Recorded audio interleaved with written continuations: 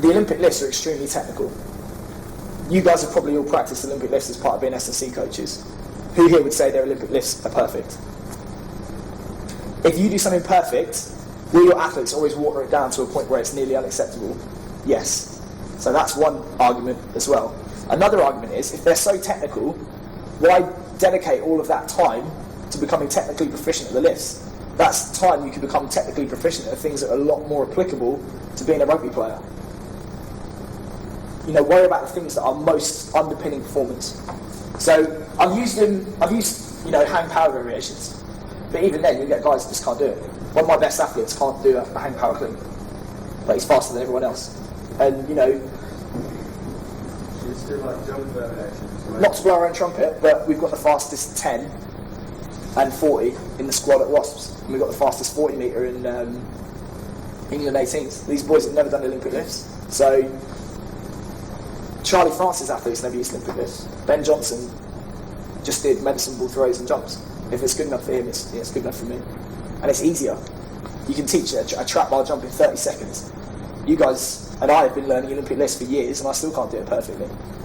So it's not getting the most from the least. It doesn't fulfil that criteria for me. You know, with the technical mastery that you were saying, yeah. What sort of things do you do? It depends. What are you most technically proficient at? Do you do that on the lower days or the higher days? You can do it any day because it's not an intensive stressor. So we'll do stuff to improve technical mastery on every session because it's a little and often thing. 15 minutes a day, I think you racked up thousands of hours in an athlete's career, and we'll use. It's going to be specific to the session we're doing. So if we're doing a lifting session, it'll be lifting technique before they lift. If we're doing a linear speed session, it'll be, which we'll do later today, it'll be drills targeting linear speed. If it's multi-directional, we do different patterns, like we do a shuffle pattern in defence, we do a stutter step and attack. Is that before? Yeah, because it's going to have a beneficial effect on what comes after. So like everything we do, what we use now has an beneficial effect on what comes later, I think. What do you think of loaded carries? Fantastic. No, we do use it. Because, so for example, on the linear speed stuff we do, we always start the guys in positions where they don't have to worry about controlling movement. They just have to get in a position and hold it. So for acceleration, we do a wall drill. The wall provides the support. All they have to do is get in the right position. Once we started in linear skips like this, you have to control movement, which makes it more difficult. And the same is with a carry.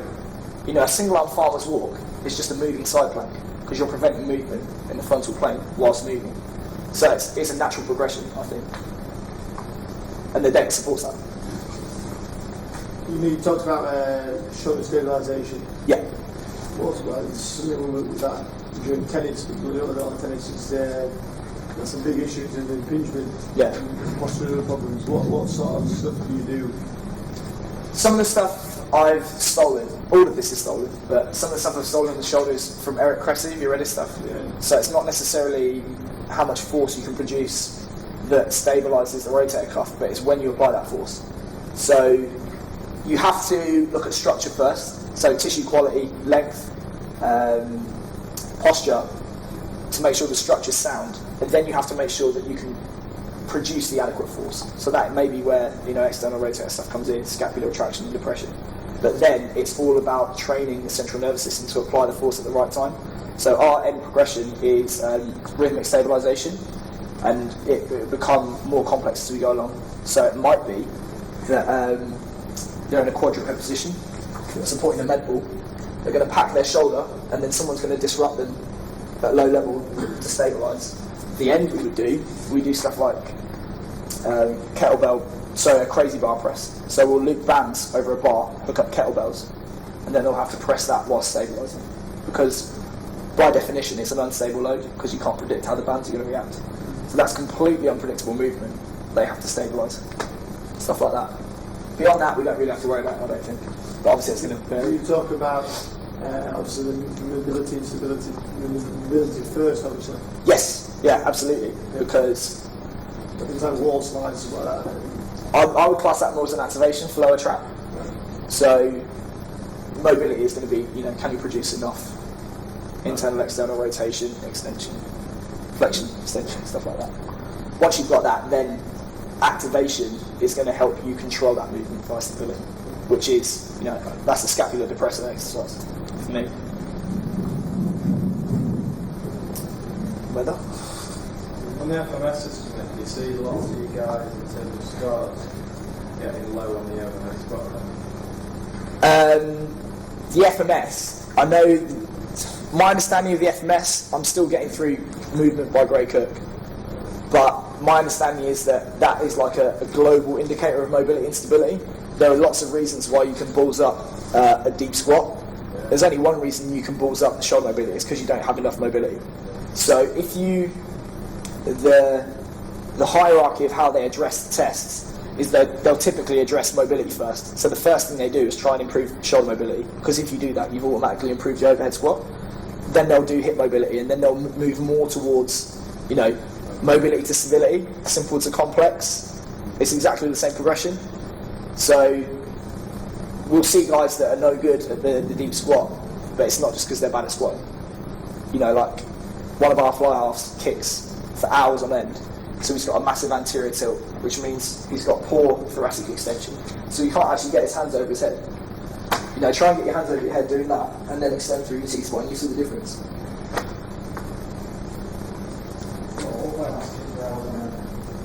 Yeah. Just how much information you give to the players from doing just to get their balance, or not into that? How much information do you got the annual plan, and also days or? I'd sort of treat it by player. Some players, I don't think they don't care as long as you give them what they're after. A teenage player, if you can increase their bench press max by 10 kilos in a pre-season, you've got the buy-in. Some other players just individually are interested in the process and then answer their questions. But I have been in situations where if you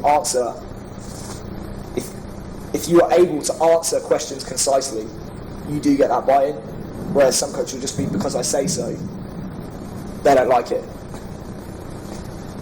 Do you ever chuck in so just cheating exercises that rugby guys like? Curls are a treat. Yeah. That's the little bit of sugar that helps the medicine go down. If you're structuring the stress in an appropriate way, you're not doing drop sets for 20 sets the day before a match. If it's a Monday, they've got a Saturday game and they've done well, a couple of sets of arms. Keeps them happy. Do you have to do diet programs for your players or something else? Ones that we think are going to make it, see the club nutritionist, all the rest I deal with. And we make it as simple as it needs to be and no more complex. So, Precision Nutrition by John Berardi is what we follow, which is just 7 simple rules. And you can, the closer you get to elite level, the more complex it needs to be. And our boys aren't there, so we can make it extremely simple. Eat every 3 to 4 hours, eat protein at every meal, fruits and or vegetables every meal, some fat. If you've just trained, replace the fat with carbs and only drink calorie-free liquids. That's it. And it works, largely. Especially if you've got genetically gifted players. I'm quite lucky in that, 3 years ago, before I worked there, I wasn't necessarily getting the cream of the crop, genetically speaking. And now, this kid we've got that benches 180, he came to us when he was 16, he was 93 kilos and 40 mils of fat. 2 years later, he's 18, he's 120 kilos and 40 mils of fat. On average, a kid will gain 10 kilos of lean mass in 2 years with us, and he's gained 27, which is, he's a freak. So, happy days. But you can get fooled into thinking, I'm the world's best coach because you've got a kid like that. Measure yourself against how do you do with a slow fat kid. That's the tough one. And we even have a couple of them.